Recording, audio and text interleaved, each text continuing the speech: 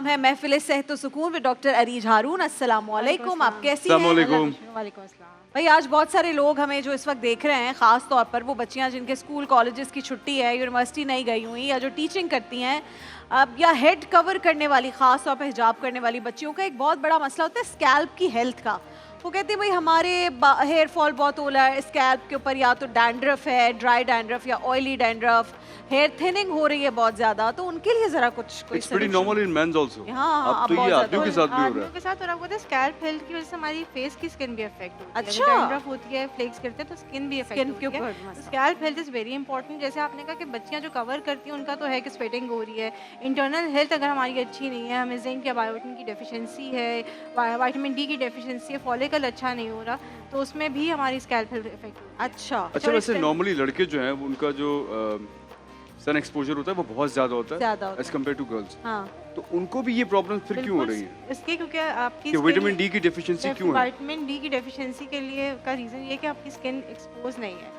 Face का खाली expose होना जरूरी है, जो surface area should be expose, at least आपका 20% एक्सपोज हो, यानी कि बैक हो, आर्म्स हो, तब आपको विटामिन डी डेफिशिएंसी। अच्छा ओके, ये ज़रूरी है।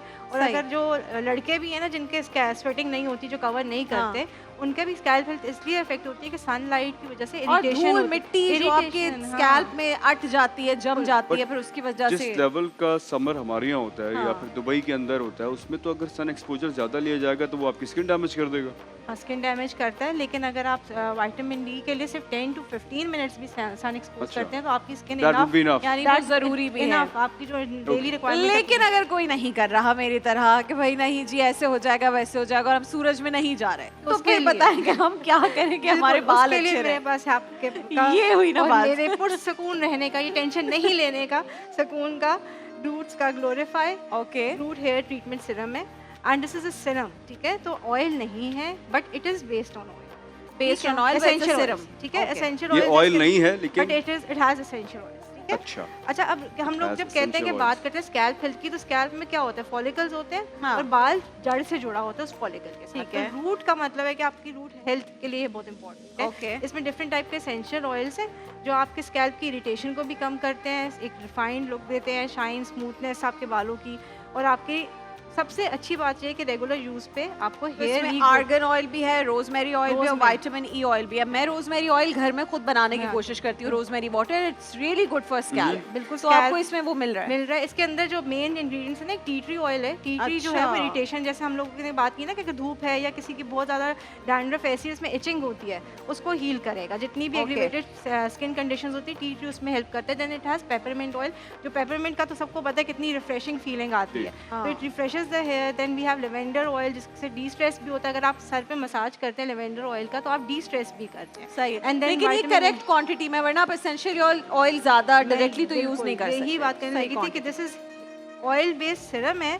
हम ऑयलिंग करते हैं तो हम इतना ज़्यादा ऑयल लगा देते हैं कि हम पोर्स को, फॉलिकल्स को ब्लॉक कर देते हैं। तो हम अगर इसके 2 to 3 ड्रॉप्स या 5 ड्रॉप्स लेते हैं और दैट्स इट, और उसको 3 मिनट्स तक मसाज करें, 5 मिनट्स तक मसाज करें, तो आपकी और फिर हेयर वॉश कर ले। नहीं, यही मैं बता रही हूँ, this is oil based but this is a serum, so you don't have to wash your hair. Oily texture नहीं आएगा। सबसे मजे की बात है कि अगर आपने कहीं जाना, आपने कहा कि यार मैं लगाऊंगा, मैं हेयर वॉश नहीं कर सकता, तो you can still use it, you can apply, you can massage, और आपके बाल बिल्कुल रिफ्रेश फीलिंग आएगी। कॉस्मेटिक सीरम से बेहतर है कि आप बालों में ये लगाएं। बिल्कुल, और इससे क्योंकि, और मैंने कहा ना सबसे अच्छी बात है, पहले तो आपको इनिशियली ये मिलेगा कि आपके बाल सिल्की स्मूथ हो रहे हैं, आपकी फ्रिज कम हो रही है, आपके जो डैंड्रफ वाले इश्यूज हैं, फ्लेक इरिटेशन हो रही है, वो कम हो जाएगी, एंड 3 to 4 मंथ्स में आपको रीग्रोथ यानी बेबी हेयर भी नजर आएंगे। मुझे बताएं, ये हमने हाथ में लेकर 4-5 ड्रॉप्स आपने कहा, ये हमने सिर्फ स्कैल्प में मसाज करना है या एंड्स पे भी लगाना है? नहीं, सिर्फ फिर ड्रॉप आपने सर पे डाल के फिर मसाज करना है। रूट्स, इसका नाम ही रूट्स है ना, तो रूट्स में इसको आगे से मैं दिखाती हूँ।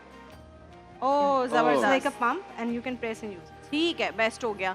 अच्छा, और जल्दी से टाइम का मैं, लेकिन मैं आपसे एक और सवाल पूछना चाह रही हूँ कि ये तो स्कैल्प के लिए आपने बता दिया सीरम, अगर हमें अपने स्कैल्प की क्वालिटी को अच्छा करना है तो हम खाने में क्या चीज़ ऐड करें? देखो, स्कैल्प की क्वालिटी के लिए मैंने से कहा ना, हमें बायोटिन, जिंक, विटामिन डी चाहिए। खानों में बताएं ना क्या होता है। विटामिन डी के सोर्सेज जो हैं, सी फूड बहुत अच्छी सोर्स है, आपकी एग की योक बहुत अच्छी सोर्स है।